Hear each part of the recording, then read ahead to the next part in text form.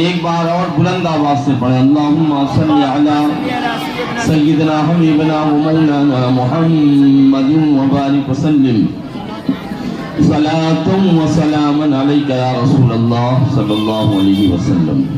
بابا مجالس محرم کی آج 10ویں مجلس، 10ویں تقریر ہے۔ کل صبح 9 بجے سے انشاءاللہ 11ویں یعنی آخری اس سال کی مجلس محرم منعقد ہوگی۔ اللہ تعالیٰ ان مجلسوں کو اپنی بارگاہ میں قبول فرمائے، اس کی برکتیں ہم سب کو عطا فرمائے۔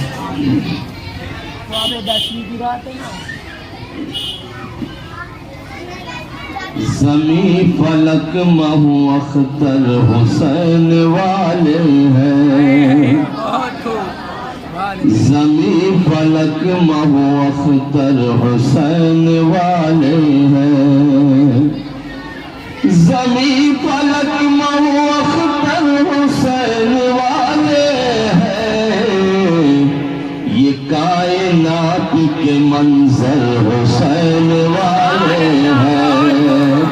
آپ بھی حسین والے ہیں نا؟ جی جی معلوم ہے اللہ تعالیٰ امام حسین کی محبت اور زیادہ ہمارے سینوں میں پیدا فرمائے۔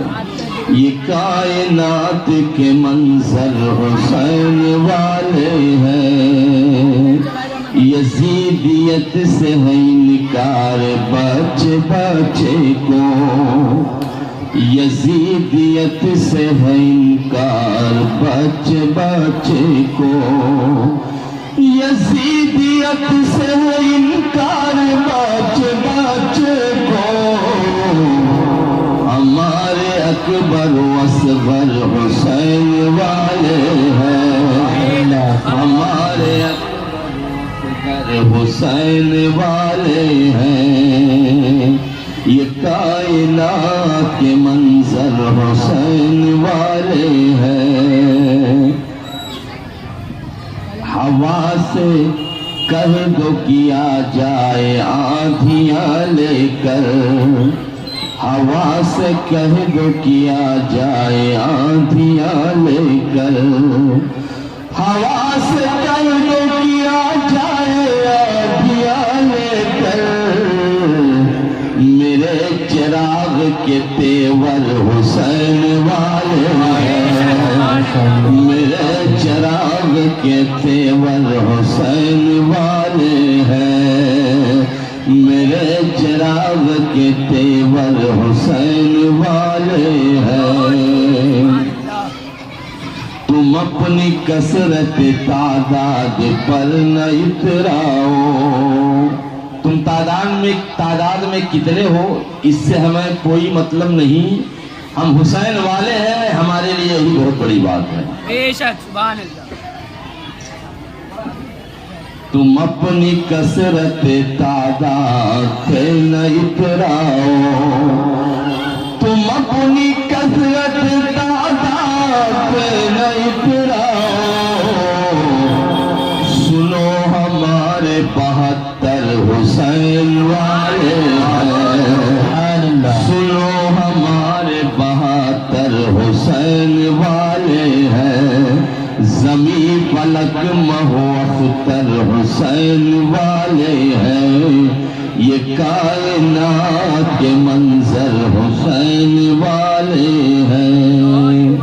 پھر درود پاک پڑھیں، اللہم صلی علی سیدنا حبیبنا و مولانا محمد مبارک وسلم صلاۃ و سلام علیک یا رسول اللہ صلی اللہ علیہ وسلم۔ میں نے آیت کریمہ کی تلاوت کا شرف حاصل کیا، میرا رب پروردگار ارشاد فرماتا ہے، قُلْ لَا أَسْأَلُكُمْ عَلَيْهِ أَجْرًا، اے میرے مصطفیٰ آپ اعلان فرما دو کہ یہ لوگوں حق تبلیغ کا ہم تم سے کوئی صلہ نہیں مانگتے، إِلَّا الْمَوَدَّةَ فِي الْقُرْبَى، سوائے اس کے کہ میرے اہل بیت اطہار سے تم مودت کرو، محبت کرو۔ میں اس آیت کریمہ کے حوالے سے کل کچھ گفتگو کر چکا ہوں، کیونکہ پوری تاریخ کربلا مجھے بیان کرنی ہے، لہذا بڑی سنجیدگی کے ساتھ آج کا بیان سماعت کریں۔ تاکہ میدان کربلا تک کا معاملہ آج ہی پیش کر دیا جائے. صرف شہادتیں کربلا کے میدان کی باقی رہیں تو کل انشاءاللہ اس کا بیان ہوگا. ایک بار اور درود پاک پڑھیں. اللہم صلی علی سیدنا حبیبنا و مولانا محمد مبارک وسلم صلاۃ و سلام علیک یا رسول اللہ صلی اللہ علیہ وسلم. کل آپ نے سماعت کیا کہ امام حسین رضی اللہ عنہ کے پاس مسئلے کی یہی صورت تھی کہ اگر کوفیوں کے خط بھیج دینے کے بعد اور یہ استدعا پیش کر دینے کے بعد کہ امام علی مقام اگر آپ نہیں آئیں گے تو مجبور ہو کر ہم ایک فاسق و فاجر کو اپنا پیشوا تسلیم کر لیں گے. آپ آئیں گے تو آپ کے ہاتھ میں اپنا ہاتھ دیں گے, نہیں آئیں گے تو ایک نالائق فاسق و فاجر کو اپنا امام تسلیم کر لیں گے, اپنا خلیفہ اپنا پیشوا تسلیم کر لیں گے. کل میدان محشر میں یہی کوفی, یہی لوگ جب اللہ تعالیٰ کی بارگاہ میں عرض کر دیتے کہ ہم نے خطے دے کر بلایا تھا, اصرار کر کے بلایا تھا, مگر تیرے حبیب کے نواسے نہیں آئے, مجبور ہو کر کے ہمیں ایک باطل کے ہاتھ میں اپنا ہاتھ دینا پڑا تھا, تو امام علی مقام کے پاس اس کا کیا جواب ہوتا؟ وہی سبب امام علی مقام رضی اللہ عنہ نے ان کی بات پر لبیک کہنا چاہا. سب سے پہلے یہ مشورہ ہوا کہ خود آپ نہ جائیں بلکہ اپنا قاصد بنا کر, اپنا سفیر بنا کر کسی کو بھیجا جائے. آپ نے اپنے چچا زاد بھائی حضرت مسلم بن عقیل رضی اللہ عنہ کو حکم دیا کہ آپ پہلے جائیے, کوفہ والوں کے حالات کا جائزہ لیجئے, اگر بہتر ثابت ہوتے ہوں, اپنے قول و قرار پر وہ ثابت قدم رہتے ہوں, قائم رہتے ہوں, تو آپ خط دیجئے گا, بھیجئے گا, آپ کا خط پڑھ کر میں بھی آ جاؤں گا. حضرت امام مسلم رضی اللہ عنہ حکم پا کر کے رخت سفر طے کرتے ہیں. آپ کے ساتھ آپ کے دو ننھے بیٹے تھے, محمد اور ابراہیم, وہ بھی دونوں آپ کے رفاقت و معیت میں کوفہ کا سفر کرتے ہیں. آپ کوفہ جب پہنچتے ہیں تو کوفہ میں مختار بن عبید کے گھر میں آپ کا قیام ہوتا ہے. جب کوفہ والوں کو خبر ہوئی کہ امام حسین ابھی نہیں آئے, مگر انہوں نے اپنا نائب بنا کر کے امام مسلم بن عقیل کو بھیجا ہے, حضرت علی کے بھتیجے کو بھیجا ہے, اپنے چچا زاد بھائی کو بھیجا ہے, تو سب نے خوشی کا اظہار کیا, نعرہ تکبیر و رسالت بلند کی اور امام علی مقام کے فرستادہ امام مسلم کی بارگاہ میں حاضری دی. لوگوں نے آپ کے پاؤں چومے, آپ کے ہاتھ چومے اور آپ کے ہاتھ میں امام حسین کے نام کی بیعت کی.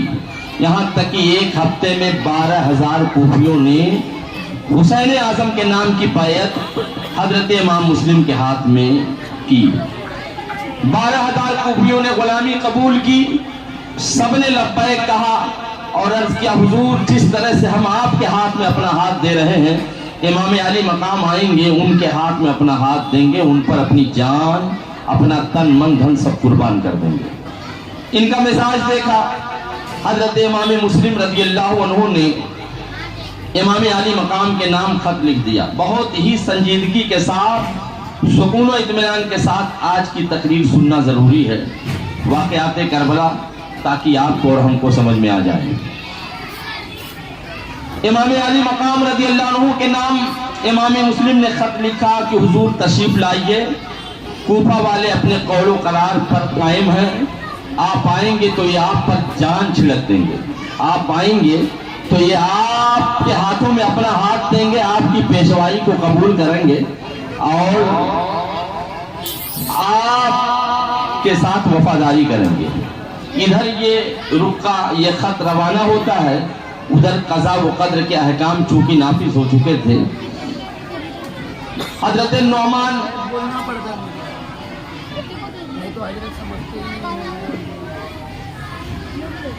برادران اسلام, نبی کائنات صلی اللہ علیہ وسلم کے مقدس نواسے امام حسین نے جن کو اپنا نائب بنا کر کے بھیجا تھا, انہوں نے جب خط بھیجا اور خط مکہ شریف کی جانب روانہ ہو گیا تو پھر نعمان ابن بشیر رضی اللہ عنہ جو بہت بڑے صحابی رسول ہیں اور اس وقت کوفہ کے وہ گورنر تھے، انہوں نے سب کو اکٹھا کیا ضابطے کی کارروائی پوری کرنے کے لیے، تاکہ کوئی یہ نہ کہہ سکے، یزید یہ نہ کہہ سکے کہ آپ نے کچھ نہیں کیا۔ صرف ضابطے کی کارروائی پوری کرنے کے لیے آپ نے کہا یہ لوگوں، یہ جو بیعت کی جا رہی ہے یہ یزید کے خلاف ہے، یزید کو خبر ہوگی تو پھر وہ بھڑکے گا، فساد پیدا ہو جائے گا۔ یہ کہہ کر آپ منبر سے اتر گئے، لیکن یزید کا ایک ہوا خواہ عبداللہ ابن مسلم حضرمی اور دیگر ہوا خواہ بیٹھے ہوئے تھے، وہ کھڑے ہو گئے، کہنے لگے کہ حاکم وقت نعمان ابن بشیر، آپ جو یہ دیکھ رہے ہیں سختی کے بغیر اس کا ستے باب ممکن نہیں ہے۔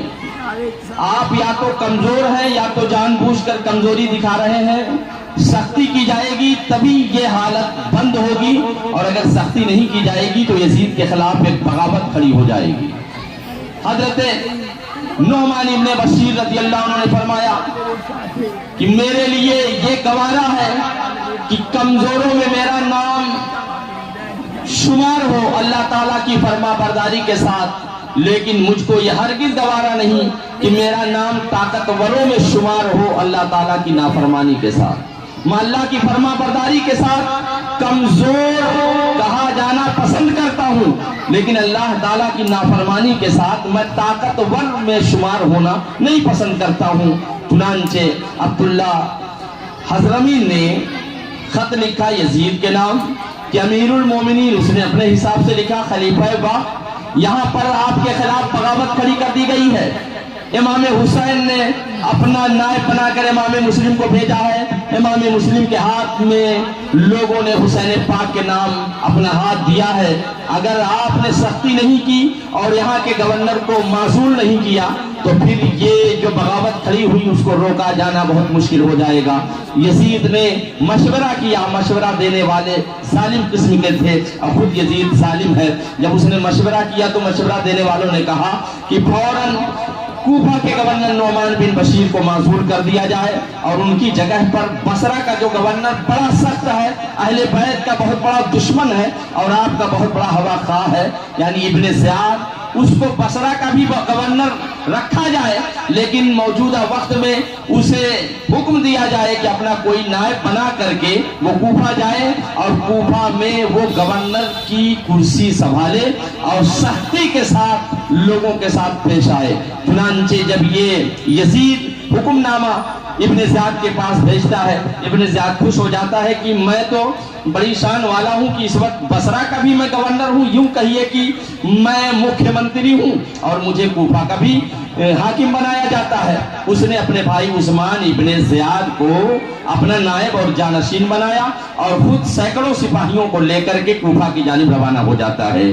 جب یہ قادسیہ پہنچتا ہے تو اپنے تمام سپاہیوں کو روکتا ہے، صرف 20 لوگوں کا حفاظتی دستہ اپنی معیت و رفاقت میں لے کر کے حجازی راستہ اپناتا ہے۔ حجازی راستہ وہ راستہ جو مدینہ سے آ رہا ہے، وہ راستہ جو مکہ سے چل کر کے کوفہ کی جانب روانہ ہو رہا ہے، اس نے وہی راستہ اپنایا اور حجازی کپڑا پہن لیا۔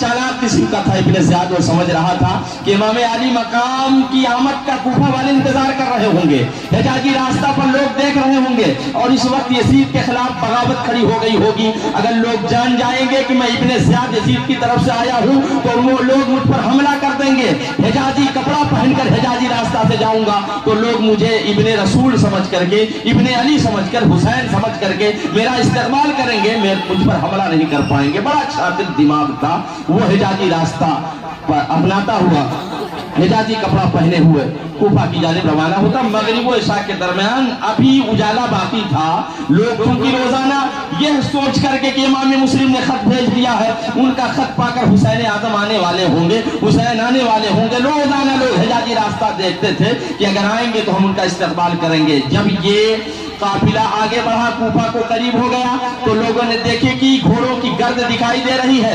नाराए तकबीर और रिसालत बुलंद की गई कि इब्ने रसूल तशरीफ ला रहे हैं, इमाम हुसैन तशरीफ ला रहे हैं। इकट्ठा हो गए लोग। जब इब्ने ज़ियाद उनके करीब गया, क्योंकि उसने पर्दा लगा लिया था, नकाब पहन लिया था, बड़ा शातिर दिमाग था, लोगों ने सोचा कि ये हुसैन इब्ने अली है। लोगों ने इस्तकबाल किया, नारा बुलंद किया और मरहबा की सदा बुलंद की, मरहबन बिका या इब्ना रसूलिल्लाह, मरहबन बिका या इब्ना रसूलिल्लाह, मरहबन बिका या इब्ना रसूलिल्लाह। आए अल्लाह के रसूल के शहजादे, अली के लखते जिगर, फातिमा ज़हरा के नूरे नजर इमाम हुसैन आप आ गए, हम आपका इस्तकबाल करते हैं। मरहबा की सदाएं बुलंद की गई। इब्ने ज़ियाद सबका चेहरा गौर से पढ़ता गया, यहाँ तक कि गवर्नर हाउस के दरवाजे पर पहुंच गया। बहुत भीड़ लग गई। तब किसी हवा खाए ने कहा, सब लोग अपने घरों को वापस चले जाओ, क्योंकि ये हुसैन इब्ने अली नहीं है, बल्कि कूफा के नए गवर्नर बनाए गए इब्ने ज़ियाद हैं। यजीद ने इनको नया गवर्नर बना करके भेजा है। जब ये आवाज लोगों ने सुनी तो बरहम हो गए, लोग सहम गए कि अब तो कुछ बुरा ही होने वाला है। उल्टे कदम सब वापस चले गए। रात गुजारी गई। सुबह इब्ने ज़ियाद ने हर कबीले के लोगों को बुलाया और बुलाने के बाद गवर्नर हाउस के छत पे चढ़ गया। चढ़ने के बाद कहता, ये लोगों, नोमान इब्ने बशीर अब कूफा के गवर्नर नहीं, माजूरी का परवाना लेकर के आया हूँ और इस वक्त मैं यहाँ का गवर्नर हूँ।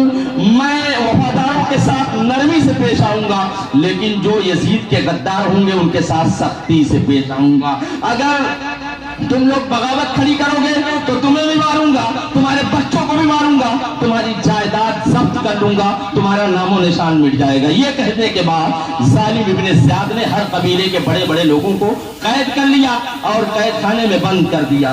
फिर हाल ये हुआ, ऐलान किया इब्ने ज़ियाद ने कि हमने सुना है कि तुमने यजीद के खिलाफ बगावत खड़ी कर रखी है और हुसैन के फरिश्तादा, हुसैन के नायब इमाम मुस्लिम को तुम लोगों ने अपने घर में पनाह दी है। जिसने पनाह दी है वो भी मारा जाएगा, जो अब पनाह देगा वो भी मारा जाएगा। अपने जान की खैर चाहते हो तो अपने काम में लग जाओ और हुसैन के नायब का साथ छोड़ दो।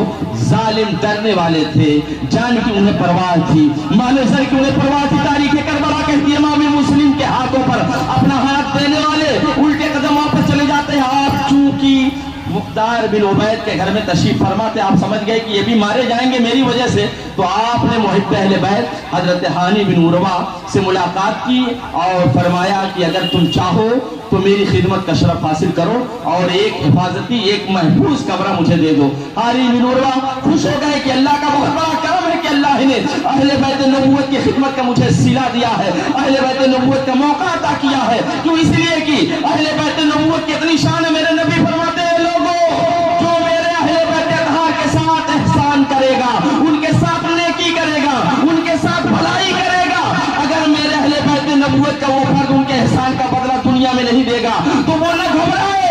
अगर दुनिया में उसका बदला वो नहीं पा रहा है तो फिर क़यामत के दिन पाएगा तो मैं इमामुल अंबिया अपने हाथों से उसके एहसान का बदला अता फरमाऊंगा। नारे तकबीर, अल्लाह नारे रिसालत, या रसूल अल्लाह, मस्तके आला हजरत जिंदाबाद, जस्ते सोदाए करबला, जिंदाबाद, नारे तकबीर, अल्लाह, नारे रिसालत। या रसूल अल्लाह। मुझको लगता है कि जिस तफसील से मैं बयान कर रहा हूँ 2.5-3 घंटा लग जाएगा और इतना वक्त नहीं है तो मैं मुख्तसर करूँगा, लेकिन ये चाहूँगा कि खाका और तारीख आपके जहन नशी हो जाए कि कैसे क्या हुआ था, ताकि कोई आपको वरगला न सके, कोई आपको धोखा न सके। बहुत लोग कहेंगे नहीं, जान तो बचा लेनी चाहिए थी, कम से कम अपने बच्चों को बचा लेना कि वक्त का तकाजा था, वक्ती तौर पर झुक जाना चाहिए था।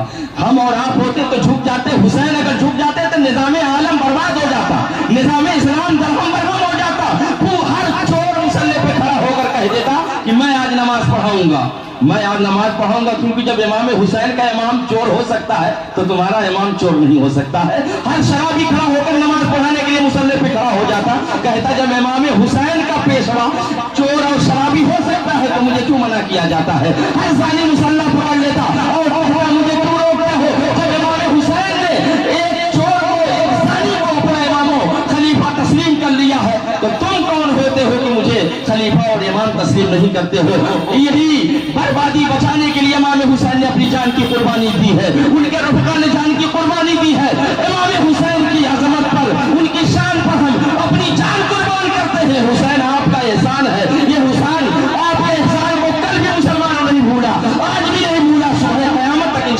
بھولیں گے. बेशक نعرہ تکبیر، نعرہ رسالت، جلسے شہدائے کربلا، نعرہ تکبیر، نعرہ رسالت. مولانا طاہر القادری صاحب کو ملا. حضرت امام مسلم ہانی بن عروہ کے گھر میں محفوظ ہے.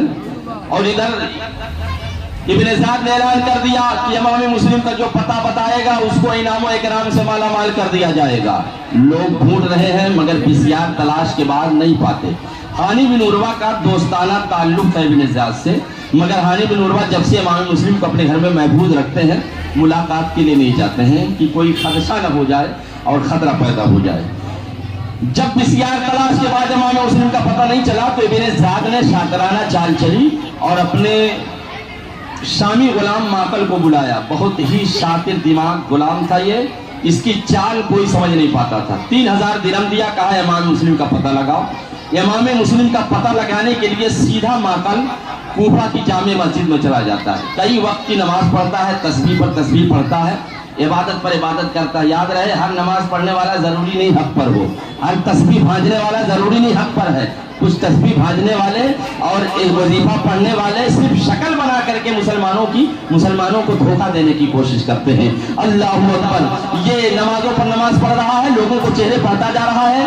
جب اس نے دیکھا کہ ایک شخص ایسے ہیں کہ جو بڑی محبت سے نماز پڑھ رہے، عبادت کر رہے، تلاوت کر رہے ہیں، منہمک ہے اللہ کی عبادت میں، جن کا نام مسلم بن اوسجہ اسدی تھا. لوگ عشاء کی نماز بھی پڑھ کے چلے گئے لیکن ابھی یہ وظیفے میں شامل ہیں، وظیفے میں مستغرق ہیں. ان کے پاس آیا، سلام عرض کرتا اور کہتا ہے کہ آپ سے میں چپکے سے کوئی بات کرنے جا رہا ہوں، آپ چپکے سے جواب دے دیجئے کیونکہ میں محب اہل بیت ہوں، اہل بیت سے محبت کرنے والا ہوں. میں شام سے آیا ہوا ہوں، میں اہل بیت سے بڑی محبت کرتا ہوں. میں نے سنا ہے کہ امام حسین کے نائب امام مسلم یہاں آئے ہوئے ہیں، مگر وہ کہاں ہے مجھے پتہ نہیں. صرف ان کی بارگاہ میں یہ 3000 درہم کا نذرانہ پیش کرنا چاہتا ہوں. اگر چپکے سے آپ بتا دیتے تو میں ان کی خدمت کا شرف حاصل کر لیتا. حضرت مسلم نے فرمایا، مسلم بن اوسجہ اسدی نے فرمایا کہ یہاں بہت سارے نمازی آئے چلے گئے، کسی اور سے تم نے نہیں پوچھا، مجھ سے کیوں پوچھا؟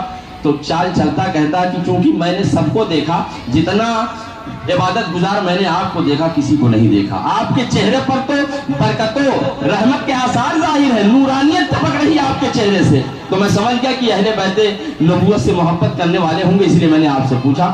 وہ ان کی چال میں پھنس گئے، ان کی جال میں پھنس گئے. کہا ہاں تم نے صحیح پہچانا، میں اہل بیت نبوت سے محبت بھی کرنے والا ہوں، ان پہ جان قربان کرنے والا بھی ہوں. ہاتھ پکڑا، ہانی بن عروہ کے گھر لے گئے، امام مسلم سے ملاقات کرا. اس نے 3000 درہم بارگاہ میں پیش بھی کر دیا. چند دنوں تک آتا جاتا رہا، حالات کا جائزہ لیتا رہا. پھر ایک دن ابن زیاد کو خبر دے دی کہ جس امام مسلم کو آپ تلاش کر رہے ہیں وہ آپ کے دوست ہانی بن عروہ کے گھر میں محفوظ ہے. ابن زیاد برہم ہو جاتا ہے، جھلا جاتا ہے، سپاہیوں کو بھیجتا ہے ہانی بن عروہ کو بلا لاؤ. ہانی بن عروہ نے کچھ غلط سوچا نہیں، کچھ زیادہ سوچا نہیں، سوچے میرا دوست ہے، کوئی ضرورت ہوگی. فوراً گورنر ہاؤس میں داخل ہو جاتے، سلام پیش کیا، اس نے جواب نہیں دیا، چہرہ سرخ تھا. آئے ابن زیاد تم برہم ہو، ناراض ہو، ناراضگی کی وجہ کیا ہے؟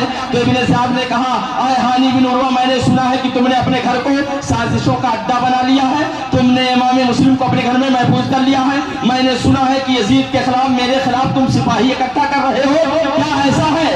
حضرت ہانی بن عروہ نے پہلے انکار کیا لیکن جب ابن زیاد نے معقل کو پیش کیا تو اب انکار کی کوئی گنجائش باقی نہ رہی. حضرت ہانی سمجھ گئے کہ یہ ظالم معقل ہے جس نے چال چلی تھی اور اس نے خبر دی تھی.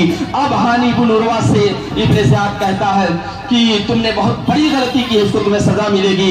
ہانی بن عروہ فرماتے اچھا ٹھیک ہے، لیکن ایک بات یاد رکھو، امام مسلم کو میں نے بلایا نہیں، وہ خود میرے گھر چل کر آئے ہیں، مہمان بن گئے تو میں نے محفوظ کمرہ دے دیا. اگر ان کا آنا تمہیں پسند نہیں ابن زیاد مہلت دے دو، میں ابھی جا کر کے حضرت امام مسلم کو واپس بھیج دیتا ہوں کہ وہ اپنے گھر چلے جائیں، صرف مہلت دے دو. ابن زیاد نے کہا نہیں، اب مہلت نہیں دی جائے گی، تم یہاں موجود رہو گے، تم خود بھیجو گے اپنا قاصد مسلم کو میرے دربار میں پیش کرو. حضرت ہانی بن عروہ محب اہل بیت نے فرمایا نہیں، یہ ہرگز نہیں ہو سکتا. میں اپنے مہمان کو، اور وہ مہمان جو مہمان رسول ہے، وہ مہمان جو اہل بیت نبوت کا چشم و چراغ ہے، میں اس کو قتل کرنے کے لیے تمہارے دربار میں پیش کر دوں، یہ مجھ سے ہرگز نہیں ہو سکتا ہے. ابن زیاد نے کہا اگر ایسا نہیں ہوا تو پھر تمہیں مار دیا جائے گا، تمہیں قتل کر دیا جائے گا، تمہیں تحت کر دیا جائے گا. ہانی بن عروہ نے کہا اگر تم مجھے قتل کرو گے، مجھے مارو گے تو تمہارے درمیان بھی تلواریں چمکے گی، میرے قبیلے کے لوگ بھی تمہیں ماریں گے.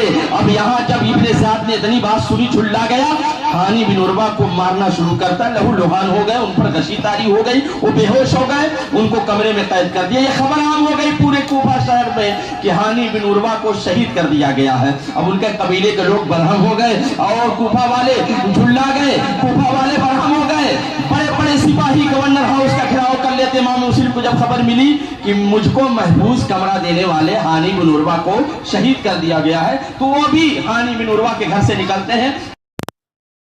40,000 جمع مرد سپاہیوں نے گورنر ہاؤس کو گھیر لیا, اس کا محاصرہ کر لیا. امام مسلم چاہتے تو ایک حکم دیتے تو گورنر ہاؤس کے اینٹ سے اینٹ بچ جاتی, اور ابھی آن کے آن میں ابن زیاد مارا جاتا, ابن زیاد کے ہوا بھی مارے جاتے. لیکن آپ صلح پسند تھے, آپ جنگ کی ابتدا کرنا نہیں چاہتے تھے. آپ چاہتے تھے جو بات سے, جو معاملہ بات سے پورا ہو جائے, مار اور کاٹ سے نہیں ہونا چاہیے. امام مسلم رضی اللہ عنہ نے صلح کو کی راہ لی.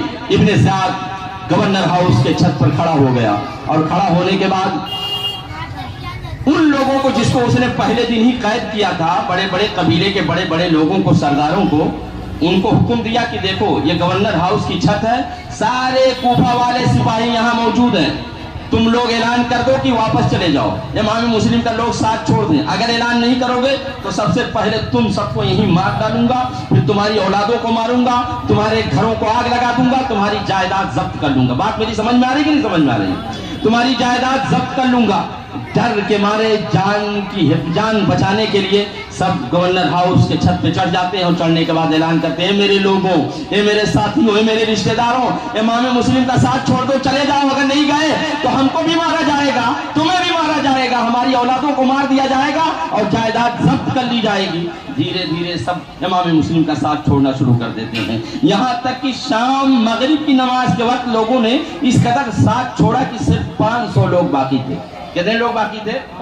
500 لوگ. کہاں 40,000 کے لوگ تھے, کہاں ڈر کے مارے سب بھاگ گئے.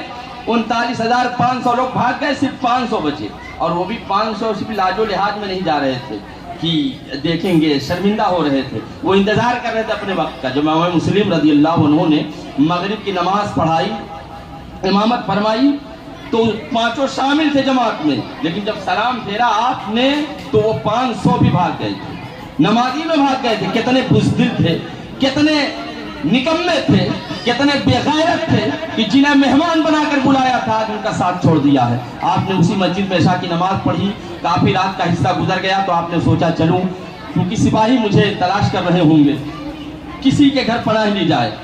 تاریخ کہتی ہے آپ کوفہ والوں میں سے جس کے گھر پہ آپ پہنچے اور جس کے گھر کا دروازہ آپ نے کھٹکھٹایا تو پوچھا کون؟ آپ نے کہا میں مسلم ہوں, مسافر ہوں, امام حسین کا نائب ہوں, جن کو بلائے ہو, جن کے ہاتھ چومتے تھے, جن کے پیر چومتے تھے, جن کو اپنے گھر میں بلانے کے لیے لاکھ کوششیں کرتے تھے, میں وہی مسلم ہوں. مجھے دروازہ کھولو تاکہ میں تمہارے گھر میں محفوظ مکان میں محفوظ ہو جاؤں.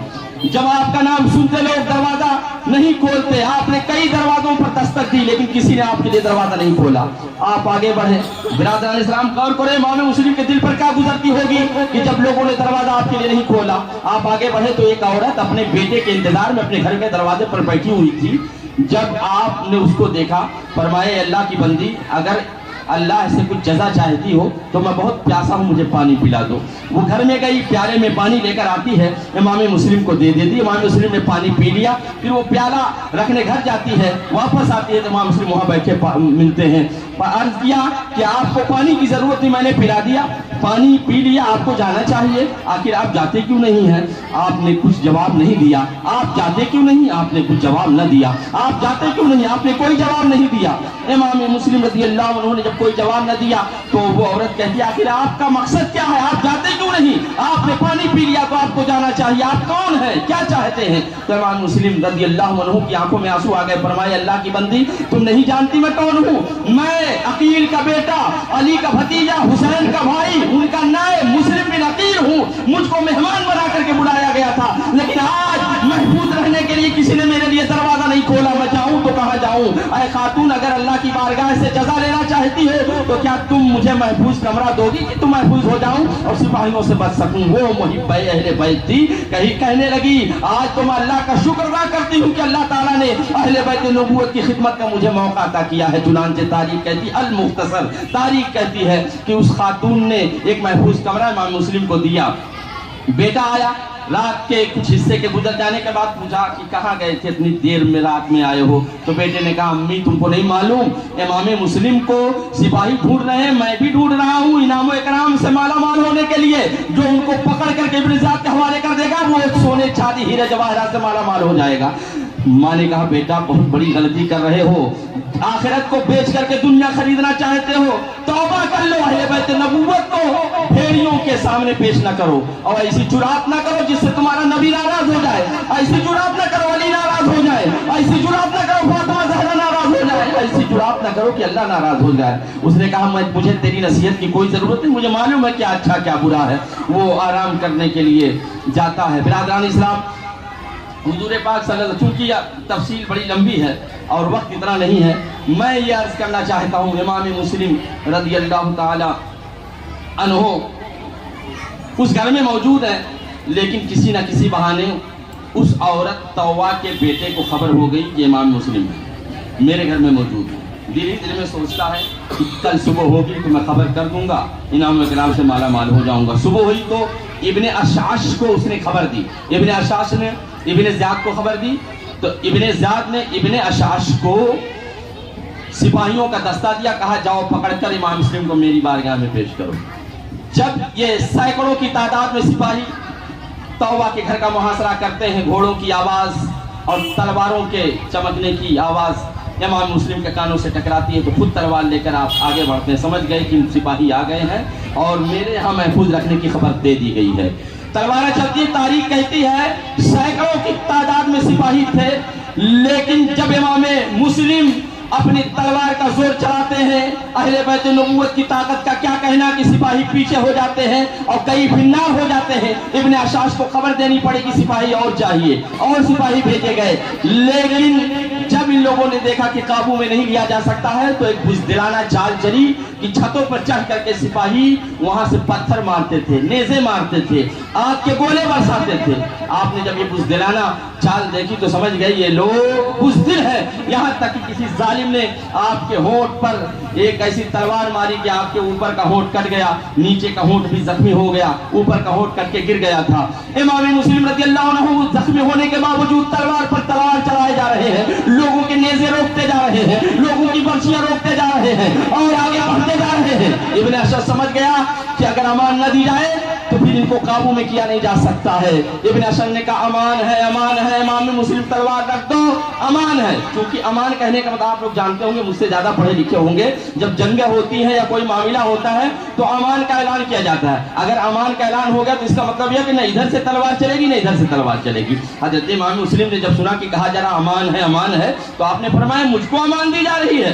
کہا ہاں آپ کو امان دی جا رہی ہے. کہا مجھ کو بھروسہ نہیں ہے. لیکن پھر بھی چاروں ناچار آپ نے اپنی تلوار نیچے کر دی, سب سپاہیوں نے تلوار رکھ دی. پھر آپ کو گھوڑے پر بٹھایا گیا اور بٹھانے کے بعد فوراً آپ کی تلوار چھین لی گئی. امام مسلم نے فرمایا امان کے بعد سب سے پہلا دھوکہ میرے ساتھ یہ کیا جا رہا ہے. المختصر گورنر ہاؤس پر امام مسلم کو لے جایا گیا. امام مسلم پیاسے ہیں, شدت کی پیاس سے کرا رہے ہیں, سینکڑوں سپاہیوں سے لڑ کر آ رہے ہیں. حالت یہ ہے کہ پیاس کی شدت سے جب آپ نے دیکھا کہ گورنر ہاؤس کے دروازے پر پانی کی سراہی رکھی ہوئی ہے تو آپ نے فرمایا سپاہیوں کیا تم مجھے پینے کے لیے پانی دے سکتے ہو؟ کسی نے کہا نہیں, آپ کو پیاسا رکھا جائے گا تاکہ آپ تاپ کر کے معاذ اللہ مر جائیں. آپ کو پیاسا رکھا جائے گا تاکہ آپ پیاس کہہ کر مر جائیں. امام مسلم رضی اللہ تعالیٰ عنہ نے فرمایا یہ تمہاری مرضی ہے, میں نے تو اپنا مدعا پیش کر دیا. کسی نے کہا پانی پلانے میں کیا جاتا ہے, پانی دے دو. پیالے میں پانی دیا گیا. امام مسلم نے पानी पीना चाहा, चूंकि होंठ कटे हुए हैं, एक ऊपर वाला होंठ कट कर नीचे गिर गया, नीचे का होंठ जख्मी है, खून का फव्वारा जारी है। जो ही आप पानी पीना चाहते हैं तो होंठों से जो खून बह रहे थे वो प्याले में गिरते हैं, पानी पूरा का पूरा सुर्ख हो जाता है, खून के रंग में रंग जाता है। आपने वो पानी गिरा दिया, दूसरा पानी दिया गया, वो भी तरबतर हो गया, वो भी रंगीन हो गया। आपने तीसरा पानी हासिल किया, वो भी रंगीन हो गया। आप समझ गए कि दुनिया का पानी अब मुझसे रूठ गया है, अब अल्लाह के नबी सल्लल्लाहु अलैहि वसल्लम के हाथों आबे कौसर पीना मैसर आएगा।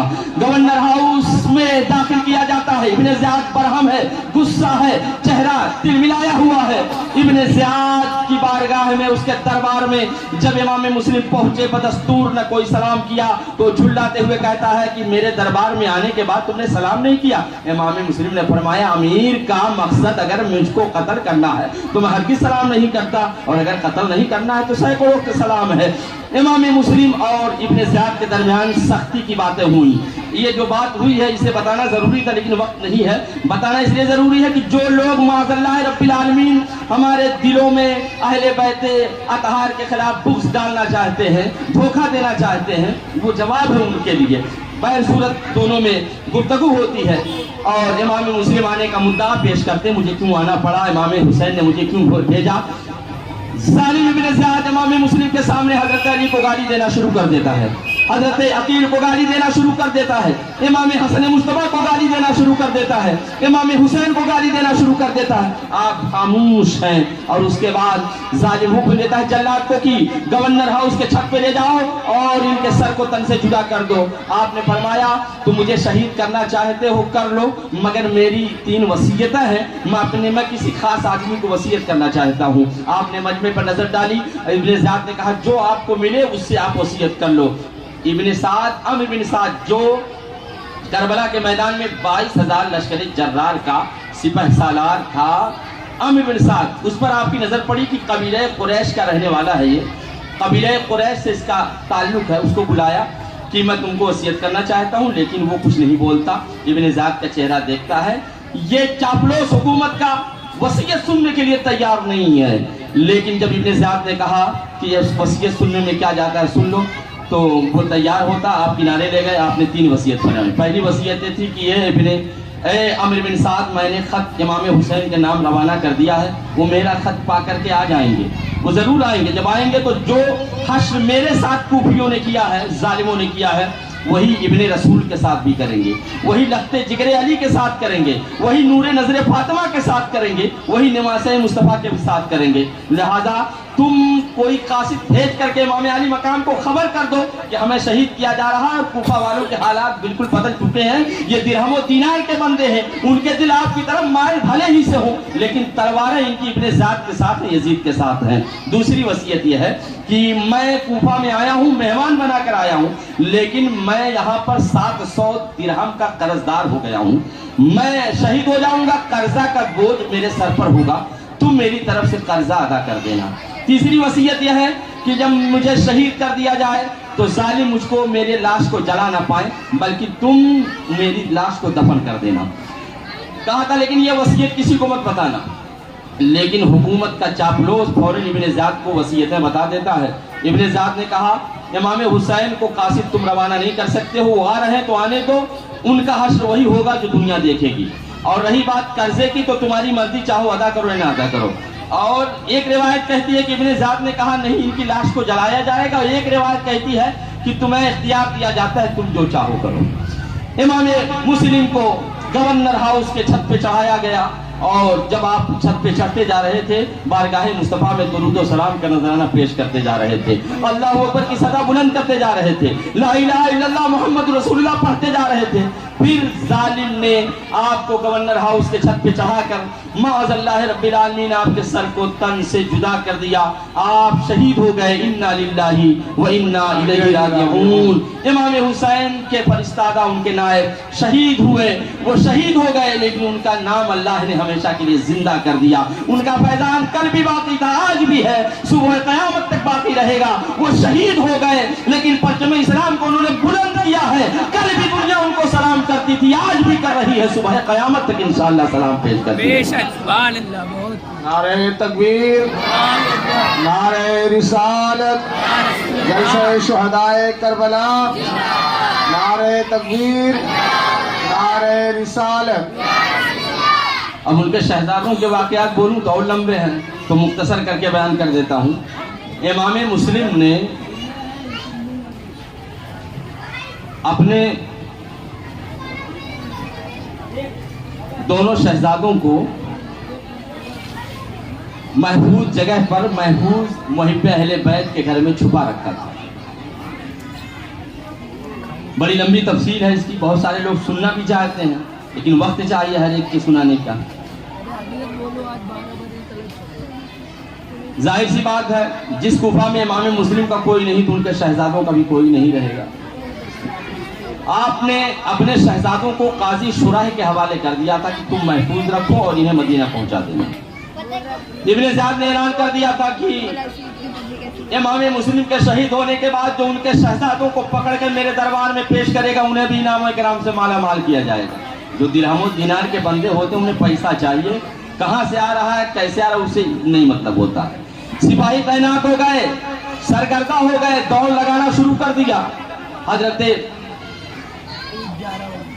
امام مسلم کے دونوں شہزادے کی حالت پر قاضی شرح کو ترس آیا، اپنے گھر جاتے ہیں اور گھر جانے کے بعد دونوں شہزادوں کو اپنی گود میں رکھتے ہیں اور ان کے سروں پر اپنا ہاتھ پھیرتے ہیں۔ تو دونوں شہزادے فرماتے ہیں کہ حضور قاضی شرح، آپ تو ہمارے سروں پر ایسے ہاتھ پھیر رہے ہو جیسے یتیموں کے سر پر ہاتھ پھیرا جاتا ہے، کیا ہم یتیم ہو گئے ہیں؟ قاضی شرح کی آنکھوں میں آنسو آ گئے، بھر آئی ہوئی آنکھوں سے زبان کھڑا رہی ہے، کانپتے ہوئے کہتے ہیں ہاں یہ اہل بیت نبوت کے مقدس شہزادوں، ظالموں نے تمہارے باپ کو شہید کر دیا ہے، تم یتیم بنا دیے گئے ہو۔ جب سنا دونوں شہزادوں نے کہ ظالموں نے اس مسافر خانے میں، اس مسافرانہ ماحول میں ہمارے باپ کو شہید کر دیا ہے، چیخیں مار مار کر رونے لگے، ہائے افسوس کہ ظالموں نے ہمارے باپ پر رحم نہیں کھایا، جب ان پر نہیں تو ہم پر کیا رحم کھائیں گے، رو رہے تھے۔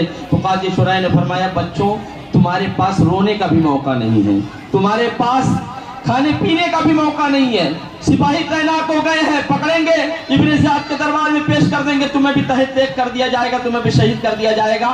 میں تمہیں مدینہ پہنچانا چاہتا ہوں، جلدی کرو، رات کے سناٹے میں باب العراقین سے ایک قافلہ مدینہ شریف کی جانب روانہ ہونے والا ہے، یہ میرا بیٹا اسد ہے، تمہیں باب العراقین تک پہنچا دے گا، قافلے سے ملا دے گا، تم چلے جانا۔ بچوں میں امید کی ایک کرن نمودار ہوئی، بچے خوش ہوئے، کم سے کم مدینہ جانے کا موقع ملے گا۔ اسد یعنی قاضی شرح کا بیٹا ان دونوں شہزادوں کو لیتا ہے، رات کے سناٹے میں باب العراقین آتا ہے۔ باب العراقین جب پہنچتا تو کیا معلوم ہوا کہ جو قافلہ مدینہ شریف کی جانب جانے والا تھا وہ پہلے سے جا چکا ہے۔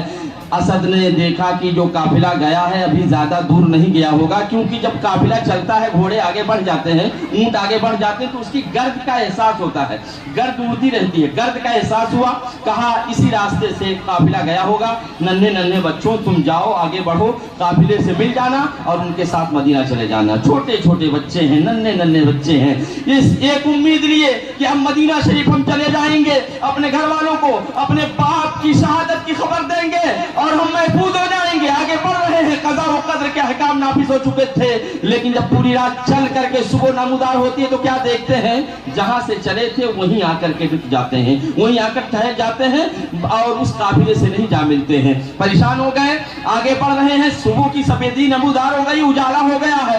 اب کوئی بھی جس کو تلاش کر رہا ہو اجالے میں وہ اس کو نظر آ جائے گا۔ دونوں بچوں پر سپاہیوں کی نظر پڑی، پکڑ لیا ظالموں نے، پکڑ کے ابن زیاد کے دربار میں پیش کر دیا، پھر ابن زیاد نے قید خانے میں مقید کر دیا، جیل میں انہیں قید کر دیا۔ اب وہ جیل میں قید کر لیے گئے، چھوٹی عمر کے ہیں، اہل بیت نبوت کے چشم و چراغ ہیں، جیل میں قید کر لیے گئے ہیں۔ ہمارے محلے میں بھی بہت سارے لوگ جیل جاتے ہوں گے، آپ کے لوگوں میں بھی بہت سارے لوگ جیل گئے ہوں گے۔ آج کل تو بہت زیادہ جیل آنا جانا لوگوں کا، بہت لوگوں کا، شراب پی رہے ہیں، کوئی معاملہ ہو گیا جیل جانا ہی جانا ہے، بہت ساری غلطیاں کرتے ہیں، لیکن کوئی کتنی بھی غلطی کر کے جیل جائے گا تو اس کا جو اپنا رشتہ دار ہوتا ہے وہ اس سے ملنے جاتا کہ نہیں جاتا ہے، سیب لے کر جاتا ہے، کیلا لے کر جاتا ہے، پھل فروٹ لے کر جاتا ہے، گھبراؤ نہیں میں آتا رہوں گا، تمہیں ضمانت پر چھڑا لوں گا۔ لیکن آج اہل بیت نبوت کے شہزادوں کو قید کیا گیا ہے، نہ وہاں ان کا کوئی بھائی ہے، نہ وہاں کوئی ان کا رشتہ دار ہے، کون ہے جو پھل لے کر کے جائے گا، کون ہے جو تسلی دے کہ میں تمہیں رہائی پر، میں تمہیں ضمانت پر رہائی دلا دوں گا۔ दोनों शहजादों को कैद कर लिया गया। लेकिन अल्लाह का करम देखो कि उस जेल खाने का जो दारोगा था, जिसका नाम मशकूर था, वो मुहिब अहले बैत था। उसने दिल में सोचा कि अगर ये दोनों शहजादे यहाँ मुक़य्यद रहे तो मार दिए जाएंगे, शहीद कर दिए जाएंगे, और अगर इन्हें मैं रातों रात आज़ाद कर दूं, मदीना की जानिब रवाना कर दूं, तो ये बच जाएंगे। लेकिन इनको रिहा करने की वजह से मुझको भी मारा जाएगा, मेरी आल औलाद को भी मारा जाएगा, मेरी जायदाद जब्त कर ली जाएगी। जो अच्छे लोग होते हैं, जो नेक लोग होते हैं, वो अपना सब कुछ नेकियों पर कुर्बान कर दिया करते हैं। मशकूर मुहिब अहले बैत थे। उन्होंने सोचा कि अगर इनको रिहा नहीं करता हूं तो ये मारे जाएंगे, और अगर इनको रिहा कर देता हूं तो मैं, मेरी औलाद, मेरे घर वाले मारे जाएंगे। तो उनके ज़मीर ने झंझोड़ा, ईमान व अकीदत ने झंझोड़ा, कहा मशकूर तुम मारे जाओ, ये हो सकता है, तुम्हारी आल औलाद कुर्बान हो जाए, ये हो सकता है, मगर ये हरगिज़ गवारा नहीं करना कि इन शहजादों को शहीद किया जाए, इन शहजादों को कत्ल किया जाए। चुनांचे रात के सन्नाटे में मशकूर ने उन दोनों शहजादों को रिहा कर दिया। एक अंगूठी दी, कहा ये अंगूठी लेकर जाओ, कादिसिया का जो कोतवाल मेरा भाई है उसको अंगूठी देना, समझ जाएगा कि मैंने ही दिया है, निशानी देखकर। पूरा वाक़या बयान कर देना, वो महफूज बहिफाजत तुम्हें मदीना पहुंचा देंगे। उम्मीद की एक किरण जगमगाती है। दोनों शहजादे फिर रात के सन्नाटे में तन्हा आगे बढ़ते जा रहे हैं। रात का सन्नाटा है। हम और आप चंद लोग रात के सन्नाटे में जंगलों का सफर करें तो वापस आ जाएंगे, मारे डर के। दो नन्हे नन्हे शहजादे हैं, आगे बढ़ रहे हैं। हवा के झोंके से पत्तियों की आवाज आती है तो डर जाते हैं, सहम जाते हैं, कहीं सिपाही ना आ रहे हो। कोई आवाज पैदा होती है, पीछे मुड़ मुड़ कर देखते हैं, कहीं जालिम किस्म के सिपाही आ ना जाए, हमें पकड़ कर इब्ने ज़ात के हवाले न कर दे। बढ़ते जा रहे हैं, उम्मीद की किरण जगमगाती जा रही है, और ये सोचते हुए आगे बढ़ रहे हैं कि हम जाएंगे, कोतवाल से कहेंगे, कोतवाल मदीना पहुंचा देगा। लेकिन कज़ा और कद्र के अहकाम नाफिज हो चुके थे। पूरी रात फिर से चलने के बावजूद जब सुबह होती है तो क्या देखते हैं कि अभी शहर कूफा ही में है। अब परेशान हो गए कि अब सुबह हो गई, फिर सिपाही हमें पकड़ेंगे, इब्ने ज़ात के हवाले कर देंगे। तो आपने देखा, उन दोनों शहजादों ने देखा एक कुआं है, कुएं के सामने एक दरख्त है, फौरन जाकर उस दरख्त की आड़ में छुप गए। एक खादिमा लौंडी आती है पानी भरने के लिए, देखा कि दो चमकते चांद, दो चमकते सूरज वाले नन्हे नन्हे शहजादे। पूछा कौन हो? आपस में दोनों भाइयों ने एक दूसरों को देखा, कैसे बताएं, यहाँ तो जितने लोग हैं सब लालची हैं, पैसे की लालच में कोई भी हमको भेज देगा इब्ने ज़ात के पास। तो बड़े भाई ने कहा मेरे छोटे भाई बताना ही पड़ेगा, नहीं बताएंगे तो हमारे पास कोई चारा भी तो नहीं है। बता दिया कि हम इमाम मुस्लिम के यतीम बच्चे हैं, शहजादे हैं, अहले बैतुल नबुव्वत के हम चश्मो चिराग हैं। खादिमा ने कहा कि तुम घबराओ नहीं शहजादों, हमें सारी कहानी मालूम है। मेरी जो मालिका है, जो मेरी मालिका है, मैं जिसकी खादिमा हूँ, वो मुहिब्बा अहले बैत है। मैं उनको उनके दरबार में, उनके पास तुम्हें ले जाऊंगी तो खुश होंगी। मजबूर लाचारों मजबूर ये दोनों बच्चे उस खादिमा के साथ हो लेते हैं, दोनों शहजादे। जब ये खादिमा अपनी मालिका के पास जाती है तो कहती है ये मेरी मालिका, आज तुम मुझसे खुश हो जाओगी क्योंकि बहुत बड़ा एहसान करने जा रही हूँ। कहा वो कौन सा एहसान है? कहा कि आज मैं अहले बैतुल नबुव्वत के दो चश्मो चिराग को लेकर आई हूँ ताकि तुम खिदमत कर लो और अल्लाह से जज़ा हासिल कर लो। वो मुहिब्बा अहले बैत की कही हाँ ये दोनों शहजादे इमाम मुस्लिम के हैं, उन्हीं को लेकर आई हूँ, हाँ उन्हीं को लेकर आई हूँ। तो उस औरत ने कहा हाँ मेरी खादिमा, आज तुमने सबसे बड़ा मुझ पर एहसान किया है, इस एहसान के बदले में जाओ, मैं तुझे आज़ाद करती हूँ, मैं तुम्हें मालो ज़र से नमाज करती हूँ, मैं अल्लाह का शुक्र अदा करती हूँ कि अल्लाह ताला ने मुझे इनकी खिदमत का मौका अता फरमाया। चुनांचे उन दोनों शहजादों को महफूज कमरे में उसने छुपा लिया है। अल मुख्तसर, वो औरत जिसने उन दोनों शहजादों को अपने घर में छुपाया था, उस घर का उसका शौहर भी जालिम इनका दुश्मन था। वो अपने घोड़े दौड़ाता हुआ पूरा दिन इसी ताक में था कि दोनों शहजादे मिलेंगे तो पकड़ कर इब्ने ज़ात के दरबार में पेश कर देंगे तो हमें इनाम इकराम से माला माल कर दिया जाएगा। उसका नाम हारिस था। रात के सन्नाटे में जब आता है तो औरत ने पूछा कि इतना रात हो गई, इतना लेट क्यों आए? तो उसने जवाब दिया कि तुमको मालूम नहीं कि इब्ने ज़ात ने ऐलान किया है कि दोनों शहजादों को पकड़ कर जो दरबार में पेश करेगा उसे इनाम इकराम से माला माल कर दिया जाएगा। पूरा दिन मैं ढूंढा हूँ, मेरा घोड़ा भी मर गया लेकिन वो दोनों शहजादे नहीं मिले। औरत सहम गई कि मेरे शौहर ऐसी गलती न करो वरना अल्लाह को क्या मुंह दिखाओगे। उसने कहा मुझे नसीहत न करो, मुझे अच्छे बुरे की खूब खबर है और मैं कल सुबह होकर फिर उन्हें तलाश करूंगा। अगर वो मिल गए तो ज्यादा मेहनत करने की जरूरत नहीं होगी, इतना इनाम मिल जाएगा कि पूरी जिंदगी हम हमारी औलाद खाती रहेगी। ये दिरहम व दीनार के बंदे थे।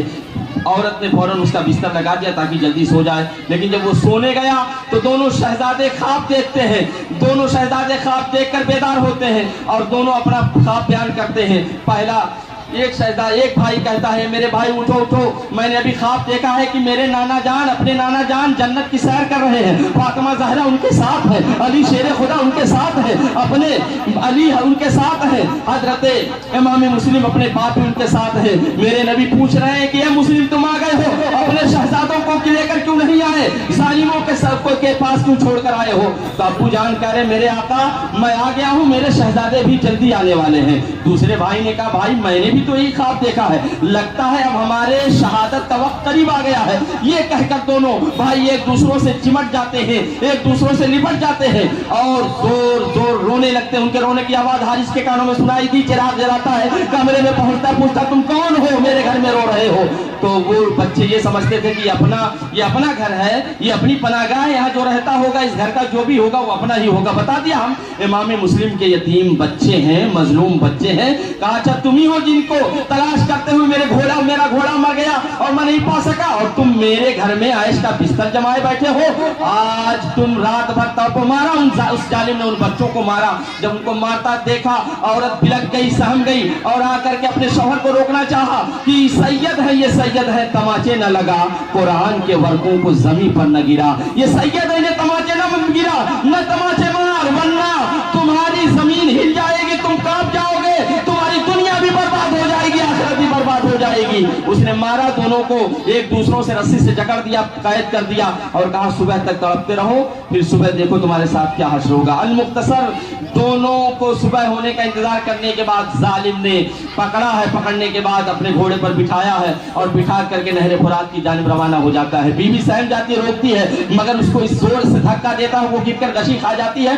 बेहोश हो जाती है। फिर ये जालिम उन दोनों बच्चों को नहर फुरात के करीब ला करके खड़ा करता है और नहर फुरात के करीब खड़ा करने के बाद तलवार निकालता है, नंगी तलवार। छोटे छोटे बच्चों ने देखी, सहम गए, डर गए, समझ गए हमें शहीद करने की जसारत करने जा रहा है। जब वो आगे बढ़े तो कहा, ए जालिम, अगर तुम्हें शहीद करना है तो कम से कम हमें सजदा कर लेने दे, अल्लाह की नमाज पढ़ लेने दे। तो जालिम कहता है, तुम लोग नमाज की बात इसलिए कर रहे हो, सजदे की बात इसलिए कर रहे हो क्योंकि तुम्हें मौत से डर लग रहा है। तुम सोच रहे हो कि जब मैं सजदे की बात करूंगा तो ये मुझ पर रहम खाएंगे, छोड़ देंगे कि नमाज पढ़ने वाले हैं, सजदा करने वाले हैं। दोनों शहजादों ने फरमाया, जालिम तुम बेवकूफ, तुम समझते नहीं हम किस घराने से ताल्लुक रखते हैं, हमें मौत नहीं प्यारी, हमें ईमान प्यारा है, हमें नमाज प्यारी, हमें सजदा प्यारा है। तुम क्या समझते हो कि हम अपनी जान बचाने के लिए सजदा करना चाहते? नहीं, हरगिज नहीं। वो बोले कि ये शेवा है मशहूर हमारा, वो बोले कि ये शेवा है मशहूर हमारा,